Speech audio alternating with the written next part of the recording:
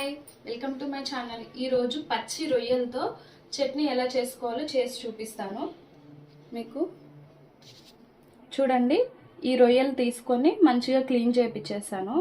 Clean చేసిన రొయ్యలను మంచిగా సాల్ట్, లెమన్ అవన్నీ పిండుకొని నీట్గా వాష్ చేసుకుంటూ ఉండాలి.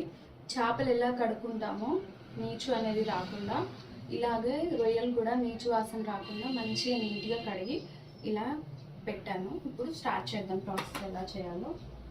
ఎందుకంటే గ్యాస్ ఆన్ చేసుకొని నెక్స్ట్ ప్యాన్ పెట్టుకొని ప్యాన్ హీట్ అయ్యే వరకు ఉండాలి. పచ్చి రొయ్యలు పచ్చడి అండి. దీనికి కావాల్సిన ఇంగ్రీడియంట్స్ ఏంటంటే పచ్చి రొయ్యలు, ఉప్పు, కారం, పసుపు, అల్లం వెల్లుల్లి పేస్టు కావాల్సినంత తీసుకోవాలి, గరం మసాలా, ధనియాల పొడి, నెక్స్ట్ మీ మెంతులు, జీలకర్ర దంచిన పౌడర్ వేయించుకొని మిక్సీ పట్టుకోవాలి. లెమన్స్ అండి, లెమన్ జ్యూస్ వాడాల్సి ఉంటుంది. ఓకేనా, ప్రాసెస్ స్టార్ట్ చేద్దాం. ఫస్ట్ కావాల్సినంత ఆయిల్ వేసుకుందాం. కొంచెం ఎక్కువ ఆయిల్ వేయాలి.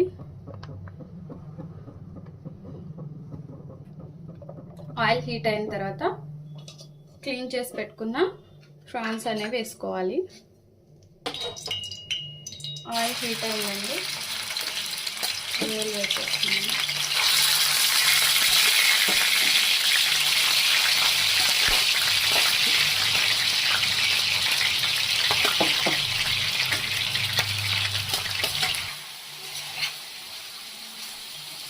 ఈ పచ్చి రొయ్యలు ఆయిల్లో వేసిన తర్వాత ఇలా కలుపుకోవాలి మంచిగా. ఈ రొయ్యల్ని ఇలాగే ఉంచితే చాలా వాటర్ వస్తాయండి. రొయ్యలు ఇలా మెత్తగా ఉంటాయి కదా, వాటర్ అనేది వదిలేసి గట్టిగా అవుతాయి. అంతవరకు మనం కంప్లీట్గా వేయించుకోవాలి. హై ఫ్లేమ్ పెట్టుకోవచ్చండి, ఏం కాదు. మూత పెట్టుకొని మంచిగా కుక్ చేయాలి. చూడండి ఎలా ఉందో. ఇలా వాటర్ అనేది ఎక్కువ వస్తాయి రొయ్యల్లో, కాబట్టి ఎక్కువసేపు కుక్ చేయాల్సి ఉంటుంది. ఈ వాటర్ అంతా ఇంకిపోయే వరకు హై ఫ్లేమ్లో ఇలా వండుతూనే ఉండాలి. ఎందుకంటే వాటర్ కొంతమంది తీసి పడేస్తారు, దానివల్ల టేస్ట్ అనేది పోతుంది. ఈ టేస్ట్ చాలా బాగుండాలి అంటే ఈ వాటర్ అంతా ఇంకే వరకు ఉంచాల్సిందే. ఓకేనా,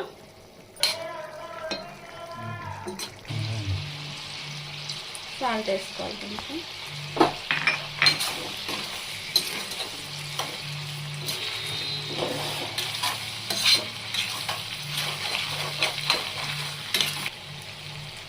కొంచెం పసుపు వేసుకోవాలి.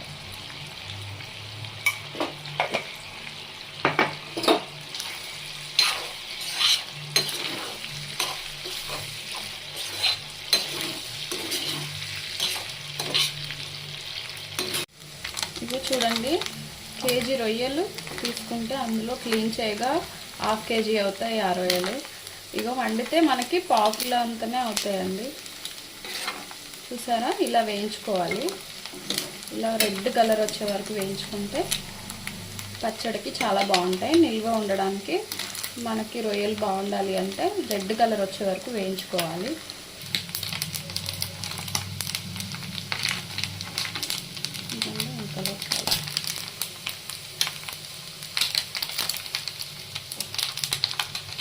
కొంచెం అల్లం పేస్ట్,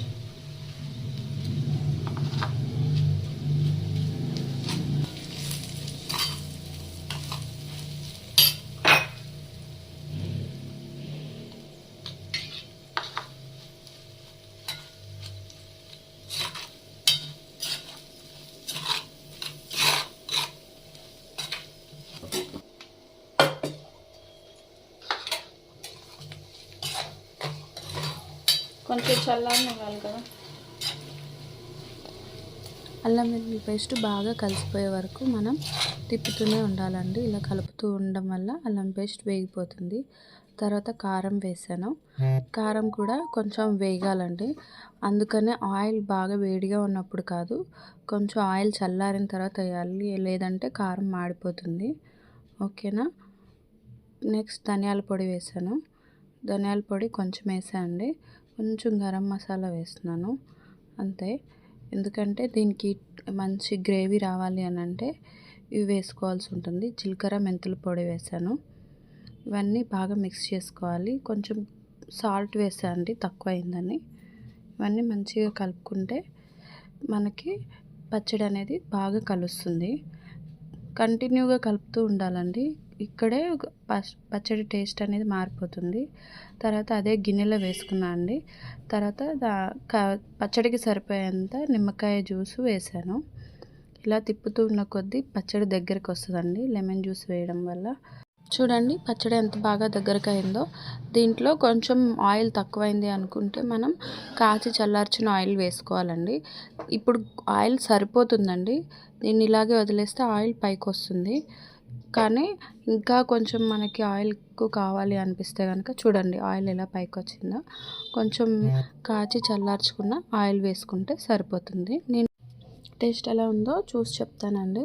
చూడండి ఎంత కలర్ఫుల్గా ఉందో పచ్చడి. టేస్ట్ అయితే చాలా బాగా వచ్చిందండి. చాలా చాలా సూపర్గా ఉంది. మీకు కూడా ఈ వీడియో నచ్చినట్లయితే మీరు లైక్, షేర్ అండ్ సబ్స్క్రైబ్.